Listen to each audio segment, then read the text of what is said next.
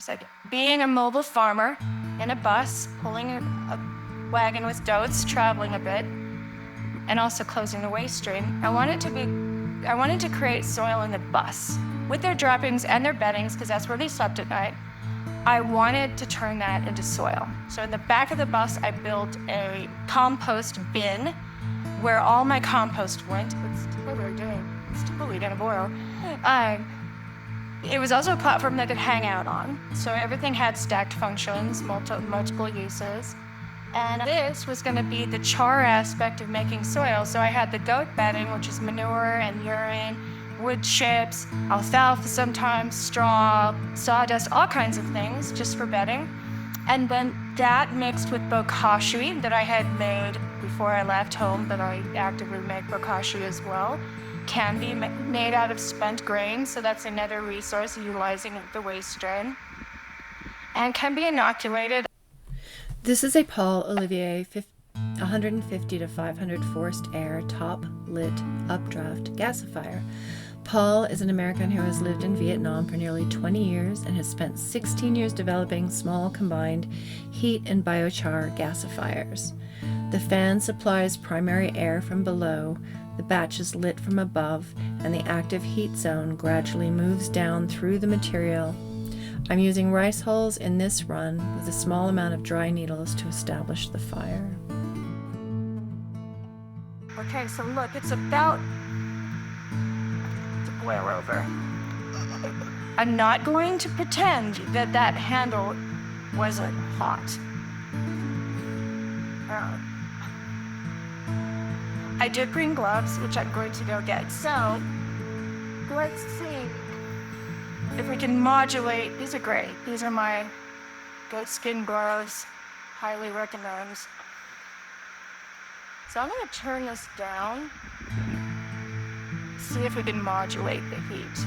And that's going to be a big discovery for me, because I would, cooking over an open flame is one thing. You have to watch the heat of it, right?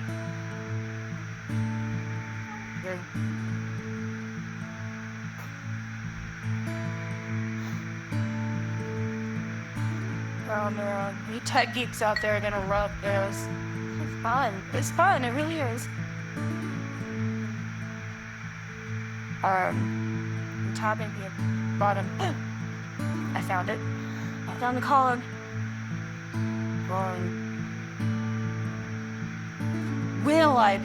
Will she be able to cook an entire pot of peas in one burn? Done.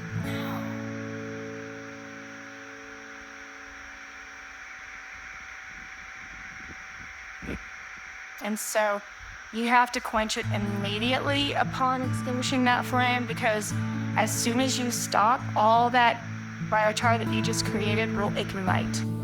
How the burn works. Inside the packed fuel column, the rice hulls are heated under oxygen-limited conditions. They release combustible gases, which rise and burn above the column. The visible flame is largely those gases burning. Meanwhile, the active heat zone moves downward, leaving carbonized material behind. When that zone reaches the bottom, I stop the airflow and quench the char before it continues burning into ash. Because that's what charcoal does, right? You use it as a fuel source too. Do you know this doesn't eat? Oh, it's starting to burn over again.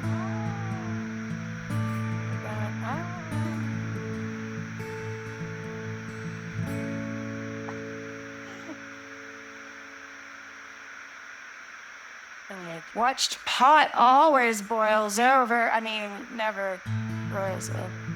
How's that go? Watched pot never boils over. A boiled pot always boils over when you use too much rice hull.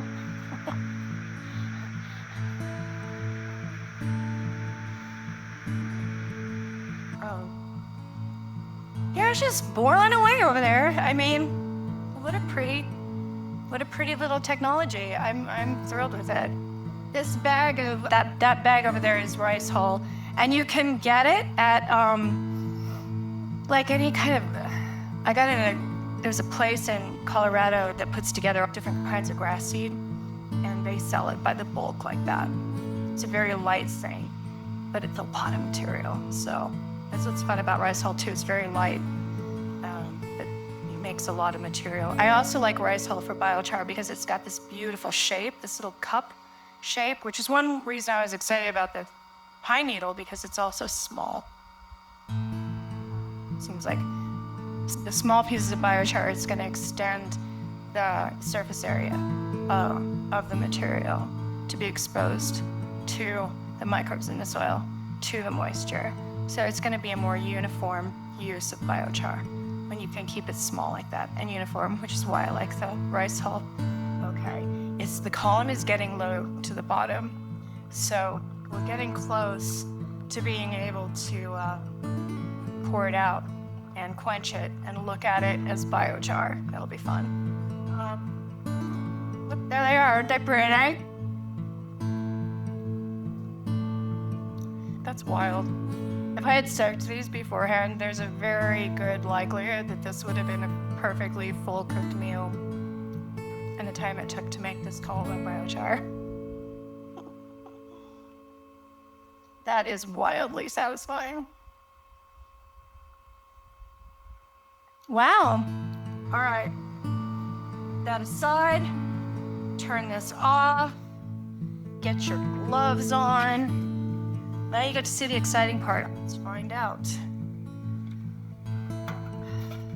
Oh, wow. How pretty. All right. You definitely want to use your gloves just to show you. See? Woo! That was highly satisfying. All right, where's my, we'll just use this.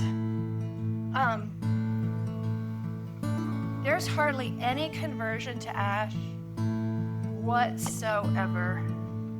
Okay, that was exciting. Hardly any of that went to ash. The retained shapes, black carbon structure, and small amount of visible ash show me that the material carbonized successfully. At this stage, it is char. I call it biochar because of what happens next. I cool it, saturate it, check its pH, inoculate it, and return it to a living soil system. Came out hot. But this is just little. I am wildly excited about this. Like,